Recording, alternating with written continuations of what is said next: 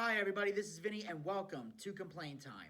This is the show where we take a moment while the boss is out of the office to talk about things that really just, quite frankly, annoy us to death.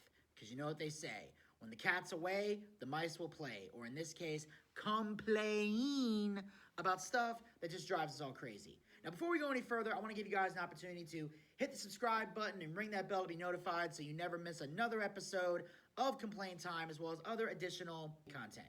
Now, today's topic that I want to get into, something that really gets on my nerves, awkward sayings. And if you don't know what I'm talking about, let me use a phrase that might help jog your memory. Like the old saying goes. We've heard that plenty of times, haven't we? And anytime someone says the old saying goes, you know something weird is about to follow. Just something bizarre that makes absolutely no sense, but somehow, some way, it was created eons and eons ago to try to get us to comprehend or make sense or better understand something, because apparently it's more catchy than telling us the actual thing that they're trying to say. But in reality, it's really, really annoying. Now, there's a couple of sayings in particular that I'm going to dive into, but we know there's a plenty that we can find online. But the one that I've always found weird was snitches get stitches. Now, obviously what they're saying is when people are trying to keep a secret, or you find out something and someone tells you, if you tell on me, I'm going to beat you up. That's what snitches get stitches usually means. Someone's going to beat you up if you tell on them. Now, for me, personally, the only time I've ever really heard this, usually when there's something illegal going on. When gang members are committing crimes, something like that, they usually say snitches get stitches, which I always thought was weird because when you get stitches, you're still alive. Like, you're just injured to the point where you need stitches. You go to the doctor, you get stitched up, and you're back to normal. See, I'm Italian. We don't have that kind of saying around here. See, we had the mafia. If you blabbed in the mafia, you didn't get stitches, you died. See, our saying is, snitches sleep with the fishes. We basically put you in cement shoes and drop you in the bottom of an ocean. They basically take your feet, put them in concrete, and drop you in the bottom of an ocean because we don't want you to talk. And if you do talk, we have to get rid of you. Like, that's the code. So I never understood the phrase snitches get stitches. Like, if I have a big secret, someone blabs on me, I'm not beating them up. I'm killing them. Simple as that. I'm an Italian. That's what we do. Anyway, so that's just one phrase that always bothered me. But another one, of course, is the phrase crying over spilt milk. Now, obviously, this is a phrase that means that don't worry about stuff that you can't control, or don't let yourself get beat up. You're crying over spilt milk. It means you're complaining about something that is meaningless. The thing about me is I always thought that was stupid because who cries over spilling milk? I've spilled milk maybe 4 or 5 times in my life. I've never once cried about it. I never got upset about it. In fact, the only time I ever cried over spilt milk that I could think of is when I spilled the milk, my parents got mad, they old school disciplined me, which caused me to cry. So I wasn't really crying over the spilled milk. I would be crying over my parents disciplining me over spilling milk. But the actual spilling of the milk, never cried, never complained, never had a problem with it, not one time. So again, it's a stupid phrase because I don't even know a lot of people who even drink milk anymore. When I was a kid, obviously I drank milk because they tell you milk builds your bones, makes you grow big and strong and all that. But except for Kurt Angle, I don't know too many grown adults that drink milk on a regular basis. So I can't think of a scenario where you would spill milk unless you're pouring milk in your cereal. And I feel like at our age, we should be able to master the art of pouring milk. So again, I think it's a stupid saying. Then there's another one that a lot of people use called hit for 6. Apparently this is a British saying, which is why I'm not even going to tell you what it means because I have no idea. Apparently it's something related to cricket. Cricket?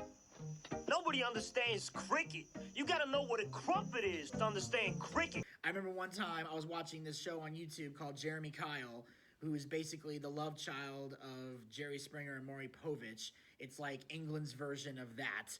And literally, I watched Jeremy Kyle say a bunch of phrases that made absolutely no sense to me. Apparently, someone stole money from somebody else. This guy and his girlfriend apparently stole money.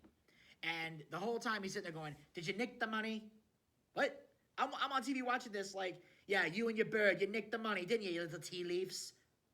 I'm like, okay, can somebody come translate this for me, please? Do we have subtitles? Like, is this English? This makes no sense to me at all. By the way, side note, if you ever go to England, someone is going to say a phrase to you by either asking for or offering you a particular item. The phrase is going to throw you off. I can't say it on this video for YouTube reasons, because it violates YouTube guidelines. Just know this. In that scenario, they're offering you a cigarette or asking for a cigarette. And I'm just going to leave it at that. Anyway, another phrase that I always thought was very weird was called blow your socks off. I'm not getting this one at all, because here's the thing. It's usually when these are going to tell you something really, really cool, man. I got something that'll blow your socks off. Okay? Why would I want to be excited about my socks blowing off? Like, I like when people say, I'm going to blow your mind. That's a good saying, because my mind is where you think, where you notice, where you see stuff. It also, the nervous system controls every part of your brain. So having the mind blown makes sense. Holy crap, that blew my mind. That's a cool saying. Blow your socks off, that's not cool. Even if it did blow my socks off, is it just the socks? How do you only blow off the socks? Like, wouldn't my whole foot go with it? If I was wearing shoes, would the shoe go flying with the sock? Like, that makes no sense. Like, unless you're somebody who walks around in only socks, and the only time I could think of doing that is when I'm in my house and it's like wintertime. I get these like special type of socks that are like keep your feet warm and you can walk around the house without having to put shoes on. But most of the time I'm wearing shoes. So the blow my socks off thing makes absolutely no sense. It's just stupid. Just say, I got something really cool to say. All right, I'm listening. You already got my attention. Unless you're somebody that constantly says, I got something really cool to say, and it's always boring, most of the time when you say, I got something really cool to say, you have the person's attention already. They're already listening to you. They're already comprehending you. It's like, all right, I'm listening. I'm all ears. Let's go. I'm listening. What's a cool thing you got to tell me? And then there's another one. Wrong end of the stick. Obviously, that means you got the bad end of a deal. Been there many times. But my thing is, when you really think about it, is there really a wrong end to a stick? It's a stick. You pick it up from either end. Usually when you pick it up, it's there. You have it. It's a problem solved. You don't have to do anything special. That doesn't make sense. Like, the better thing would be the wrong end of a sword. I would be more believable of that, because there is a wrong end. There's a handle and there's a blade. If you grab the blade, you're gonna cut your hand. If you grab the handle, you're gonna be fine. So that makes more sense to me. A stick is just a stick. You pick it up either end and you throw it. Your dog runs and gets it and he brings it back. Or you use the stick to like build something or hit somebody or whatever. Like, there's really no wrong end to a stick. So that's kind of a dumb saying. And then I got one more for you guys. The last one that I really want to talk about here. And this one is like the mecca for me. The mecca of all stupid sayings.